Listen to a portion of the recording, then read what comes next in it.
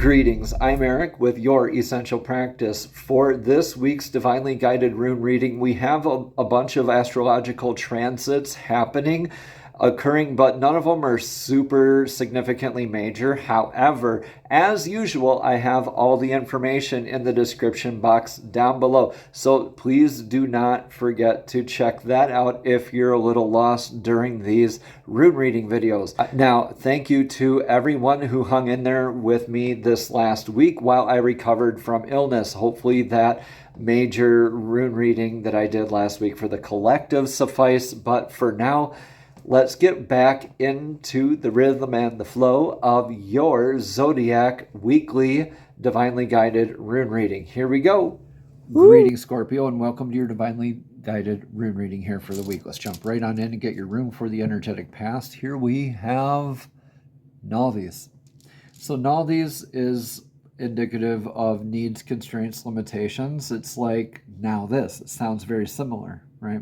You're going down the path, and now this log is blocking your path. Now it's up to you to balance it out, to do what you want with that log blocking your path so you can continue down your path. So you've been presented with opportunities of addressing needs, constraints, limitations here in your very recent past. Please take what resonates and leave what doesn't.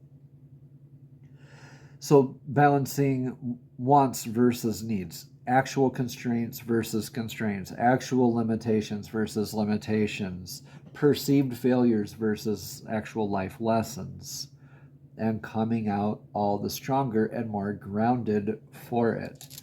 Let's get your rune for the energetic now as an Isa. A little bit of a pause, maybe feeling a little stuck, rigid. Opportunity to repeat life lessons here. And I say opportunity because if we're not focused and we don't transmute that and we just let the log sink into the path, we slip up, we risk repeating life lessons. This Isa will slip us up. So we could be stuck, frozen, rigid, repeating life lessons. But I believe this is now a good time for pause, where ice freezes, mouth words. With mouth words, it's Isa freezing the water over the deep lake. So this is like that calm and that chance for clarity where the water freezes a little bit and you're more restful, stoic, and patient in peering into the depths for clarity. So in your energetic near future, we have Berkana, beautiful beginnings. Birch goddess's rune of nurturing, familial style nurturing, like a mother's love. As our needs changes, our need for love changes, the love that we receive also changes. It needs to adapt along with us. So this is, I believe, you really going within and having this restful opportunity before you begin your new nourishment opportunities. So tying up these things from your past so you can rest and begin. So this is kind of like a little energetic lull for you this week where you felt like really kind of confused, busy, addressing needs, buttoning things up, resting this week. Next week, you're going to tackle it, attempt it, tackle it, or address it again. Let's see what your energetic influence for the now is. Manas is like what goes around comes around, and it's very much your place in the world, a place in the clan. Now this is like one clan flag facing another clan flag. So this is indicative of other than and invites a definition. Now this is a good point where you might need help with this introspection. You could be stuck in your head a little bit about these 3D labels, like where your place in the world is, where your place in the clan is. Where's your place in your community? Where's your place in your family life? Let's look at where your advice is for right now. Where's your advice? Yeah, surrender to the energetic flow. Remain grounded. Remember when the runes have these lines going straight down off the rune, that is very grounded energy. When it's all the way up to the top and going off the rune, that is very divinely connected energy. So here you could be stuck on this path and slip up and repeat life lessons, or you could be divinely tethered, right? Grounded and connected on both sides, right? And having that nice time of introspection, communication with divine source about where your place is in this world, balancing that head heart connection, recognizing what goes around comes around. There's a pattern and a flow to all of this stuff, and you're starting to reveal that with Radho here is like surrendering to divine flow. It's more like indicative of changes as a house, spouse, or career. It's like the Chariot card in tarot too, where it's that rune of journey, more like literal travel. But this is when we're surrendering to divine flow, a lot of stagnant type of energetic contracts that we have, like a workplace or a relationship that's not really beneficial for you, didn't resonate for you anymore, you'd fall out of alignment with that and surrender to the energetic flow by moving on to your new beginnings and your new nurturing aspects. Right? Making sense? Your needs, constraints, limitations probably weren't met very well here before. And you've been kind of going within on self-repair mode, like feeling maybe you're the only one, feeling like, yeah, you're maybe the only one. You're not. And I've been feeling like this myself here recently, but don't feel bad at all about this. You're definitely not alone.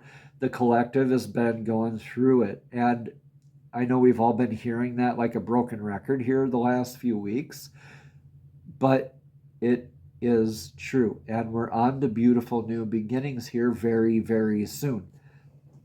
So hang in there. All right, Scorpio, you got this.